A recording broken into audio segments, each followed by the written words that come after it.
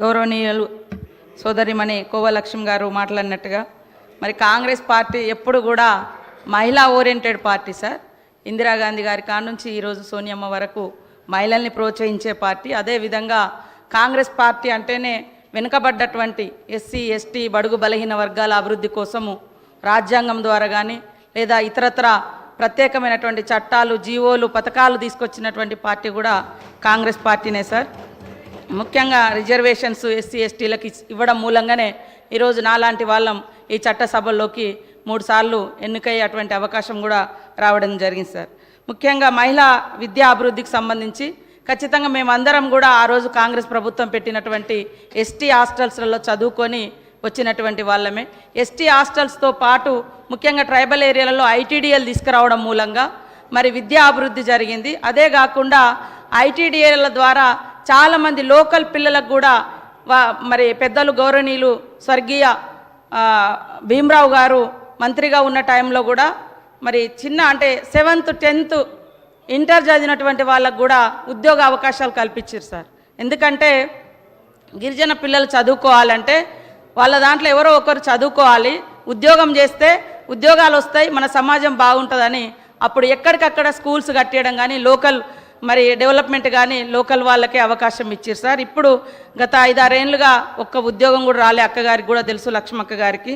అదేవిధంగా మరి ఇంకా కేసీఆర్ కిట్ విషయంలో సార్ వాస్తవానికి మొన్న సీఎం గారు కూడా చెప్పడం జరిగింది, దాంట్లో కొన్ని మరి అవకతవకలు జరిగినాయని. కాబట్టి మంచి ఏదున్నా తప్పకుండా ప్రజలకు ఉపయోగపడేది తీసుకుంటామని తెలియజేస్తూ ఉన్నాం సార్.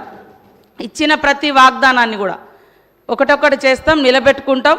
ఉన్నటువంటి ఆర్థిక వ్యవస్థ వీటన్నిటి ఇప్పుడు ఈరోజు ప్రయారిటీగా రైతు రుణమాఫీకే 31,000 కోట్లను పెట్టడం జరుగుతుంది. అదే వీలైనంత వరకు తొందరగా మహిళలను మరి 1 కోటి మంది మహిళలను కోటీశ్వరులుగా చేయడమే మరి కాంగ్రెస్ ప్రభుత్వం సీఎం రేవంత్ రెడ్డి గారి సర్కారు యొక్క లక్ష్యంగా పెట్టుకున్నాం సార్. దానిలో భాగంగానే వడ్డీ లేని రుణాలు ఇస్తూ ఉన్నాం సార్. అదేవిధంగా మహిళలకు మరి 10 లక్షల వరకు జీవిత బీమా, రుణ బీమా కూడా ఏమైనా డబ్బులు తీసుకొని చనిపోతే వాటిని కూడా 2 లక్షల వరకు మాఫీ చేసేటువంటి పథకాన్ని కూడా తీసుకొచ్చినాం సార్. ఇప్పటికే మహిళలకు మరి అమ్మ ఆదర్శ పాఠశాలలు కానీ మరి 17 రకాల వ్యాపారాలు వాళ్ళకిచ్చి వాటిని రాష్ట్రం అంతా కూడా ఏర్పాటు చేసుకునే విధంగా 17 రకాల వ్యాపారాలను కూడా గుర్తించడం జరిగింది సార్. బట్టలు యూనిఫామ్స్ కూడా మహిళలకే ఇచ్చడం సార్.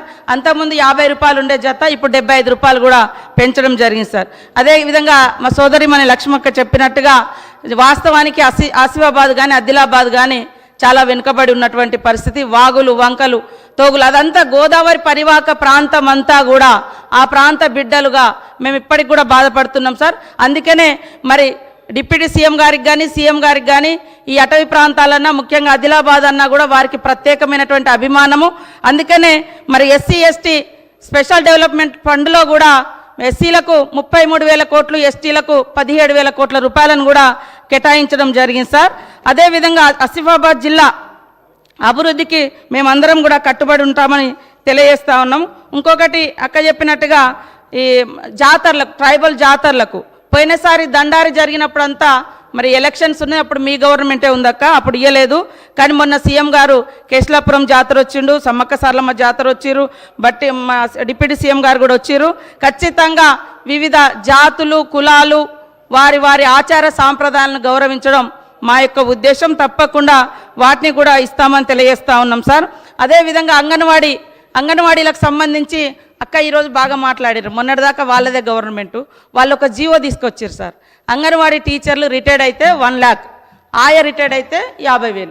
కానీ మేము వచ్చిన వెంటనే ఇప్పుడు ఆల్రెడీ నా దగ్గర నుంచి మా ఫైనాన్స్ మినిస్టర్ దగ్గర ఉంది సార్ 2 లక్షలు. ఎందుకంటే వాళ్ళు 62 సంవత్సరాలు 65 సంవత్సరాలు పనిచేసి రిటైర్డ్ అవుతున్నారు కాబట్టి మరి వాళ్ళ కోసం 2 లక్షలు టీచర్కు 1,00,000 రూపాయలు ఆయాకిస్తూ రిటైర్మెంట్ ఇవ్వాలని మరి జీవో కూడా తేబోతున్నాం సార్. అదేవిధంగా ఆశలకు కానీ అంగన్వాడీ టీచర్లకు కానీ ఇచ్చినటువంటి ప్రతి మాటను నిలబెట్టుకుంటామని తెలియజేస్తూ ఉన్నాం. దీపధూప నైవేద్యం కానీ మరి మైనార్టీ సోదరులకు ఇచ్చే ఇజాం ఇంకా మౌజాం అవి కూడా మన గవర్నమెంట్ వచ్చిన కాంచి క్రమం తప్పకుండా ఇస్తూ ఉన్నాం సార్. కొమరంభీం ప్రాజెక్టు కూడా అక్క అన్నట్టుగా మరి కిరణ్ కుమార్ రెడ్డి గారి ప్రభుత్వం కాంగ్రెస్ ప్రభుత్వంలో కట్టి